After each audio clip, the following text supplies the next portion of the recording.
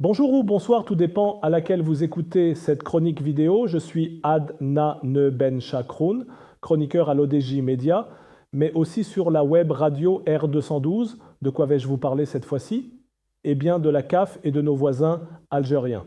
En décembre, le Maroc accueillera la CAN 2025. Alors, chers voisins algériens, vous êtes les bienvenus, à condition de respecter notre sol et nos symboles. En décembre prochain, le Maroc accueillera la Coupe d'Afrique des Nations 2025, une fête sportive continentale, un rendez-vous de passion et de fraternité africaine, un événement que notre pays prépare avec cœur, fierté et rigueur. Et à l'approche de ce grand moment, il faut dire les choses clairement. Tout le monde est le bienvenu, mais pas à n'importe quel prix. Le Maroc n'a jamais fermé sa porte à quiconque, encore moins à ses voisins de l'Est.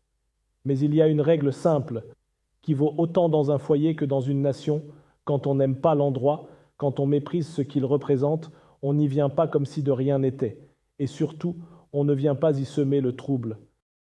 Alors, chers voisins, si tout vous indispose chez nous, restez chez vous. Car enfin, que lit-on, que voit-on, que subit-on de la part de certains cercles algériens, pas du peuple dans son ensemble, mais d'une frange très vocale? Une allergie maladive à tout ce qui porte les couleurs marocaines. Notre drapeau, il dérange. Notre monarchie, elle exaspère. Notre souverain, il irrite. Notre Sahara, il provoque des crises d'urticaire diplomatiques. Même notre zélige, notre kaftan, notre cuisine ancestrale, notre vocabulaire commun sont devenus des objets de discorde. Et pourtant, malgré tout ce mépris affiché, ces invectives répétées, ces provocations d'État, ces fakes d'agences officielles, certains voudraient franchir nos frontières en décembre, comme si de rien n'était, pour fouler nos stades, crier dans nos tribunes, et pourquoi pas recommencer leurs singeries antérieures. Mais non, mes chers voisins, le Maroc n'est pas un paillasson sur lequel on crache le lundi et qu'on piétine le samedi soir sous prétexte de ballons ronds. Nous ne sommes pas un théâtre d'opération où l'on vient tester son degré d'impolitesse ou d'incivilité diplomatique pour ensuite s'étonner de l'accueil réservé. Il ne s'agit pas ici d'interdire, il s'agit de rappeler que l'hospitalité marocaine, qui est proverbiale, suppose un respect réciproque. Quiconque entre chez nous avec bienveillance, fierté de partager un moment africain et envie de fraternité, est accueilli à bras ouverts. Mais ceux qui viennent pour provoquer, insulter ou saboter l'événement feraient mieux de rester chez eux. Le Maroc ne quémande pas la présence de ceux qui le détestent ouvertement.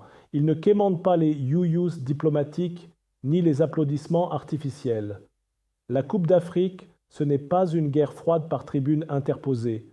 Ce n'est pas une vitrine pour les règlements de comptes idéologiques ou les petites revanches régionales.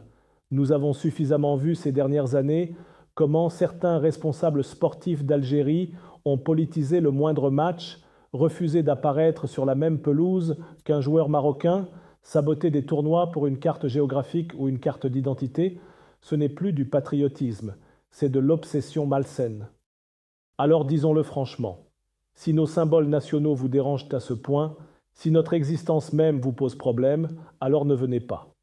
Épargnez-vous la gêne, épargnez-nous les tensions inutiles, restez chez vous, c'est simple.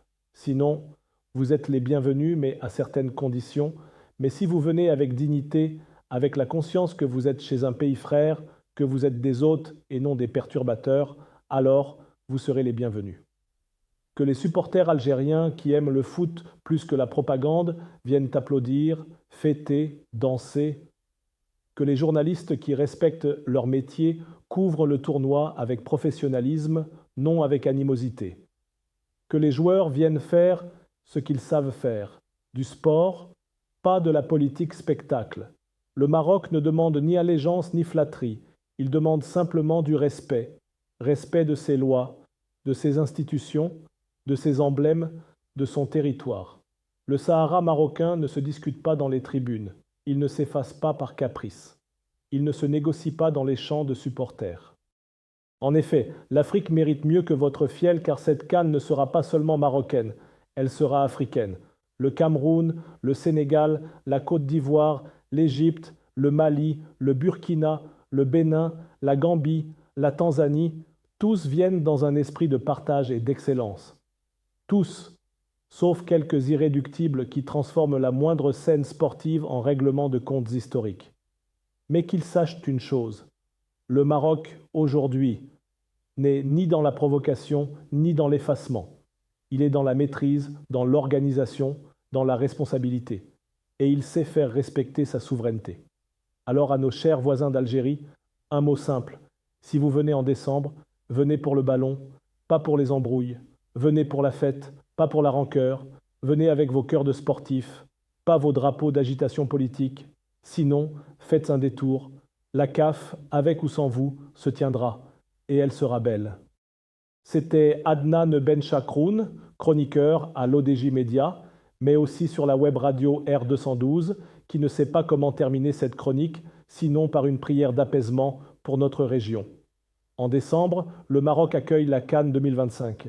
Chers voisins algériens, vous êtes les bienvenus, à condition de respecter notre sol et nos symboles. Point à la ligne de cette chronique. Et à très bientôt pour une nouvelle chronique si le cœur et l'esprit vous en dit.